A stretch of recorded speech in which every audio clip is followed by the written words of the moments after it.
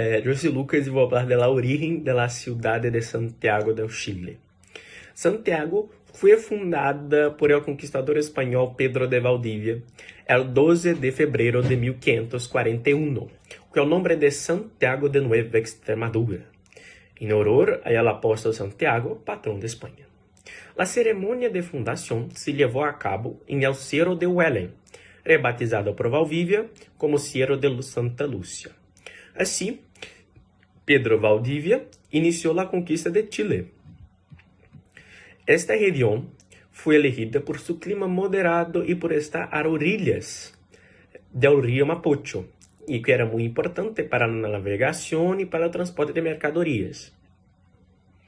Por consejo do Picunchomilacura, a cidade foi fundada entre os braços deste rio. A cidade foi destruída 11 de setembro de 1541 por las forças indígenas de la região, liderados por Michamalonco, que impulsionou a Guerra de Arauco, uma série de batalhas que se estenderam por 300 anos com longos períodos de trégua entre os espanhóis e o pueblo nativo Mapuche. Os Mapuches são uma população indígena que habitavam o centro-sul de Chile e o sudoeste de... Os grupos ubicados entre os rios Biobío e Totém tiveram êxito em resistir a los conquistadores espanhóis em la Guerra de Arauco. A coroa espanhola recuperou a autonomia estes territórios em 1641, mediante o tratamento de Quilín, a favor da independência de Chile e Argentina.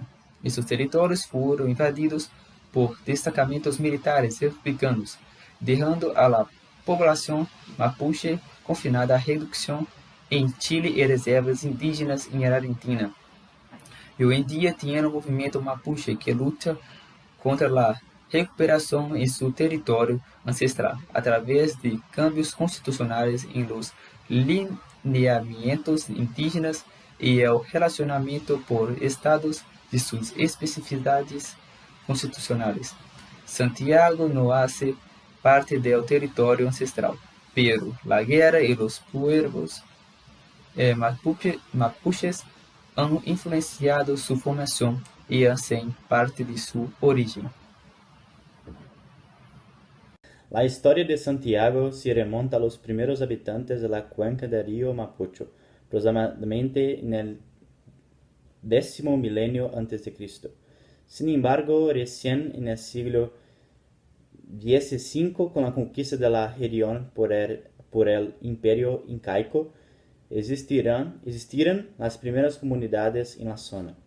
La ciudad fue fundada hace 479 años como Santiago del Nuevo Extremo, en honor al apóstol Santiago, convirtiéndose así en la capital de la gobernación de Nueva Extremadura, por el conquistador extremeño Pedro de Valdivia, en 12 de febrero de 1541. Desde esa fecha, la primera ciudad fundada en Chile sería casi ininterruptamente hasta el día de hoy la capital y principal urbe de la nación. Ao chegar ao siglo XIX, a história de Santiago inicia um novo capítulo. Ya que para esse momento, a cidade não só era a capital, sino que había consolidado sua supremacia sobre as demais cidades do país.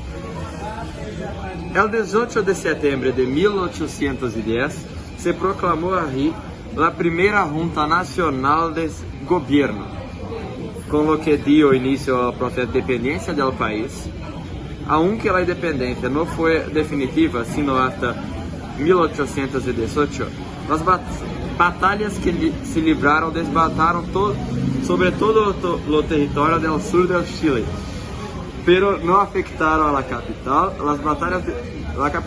As batalhas decisivas de Chacabuco e Maipú devolveram o governo nacional a Santiago, onde se concentrou aún mais todo o poder político e econômico do país. Durante a segunda metade do siglo XIX, Santiago foi transformando-se devido ao aumento acelerado de sua população. Los adinerados de província, a imigração estrangeira de técnicos e especialistas que se quedavam a viver na cidade e que difundiam suas costumes próprias, Las influencias definitivas, sino hasta 1818, las batallas que se libraron desbataron sobre todo el territorio del sur del Chile, pero no afectaron a la capital.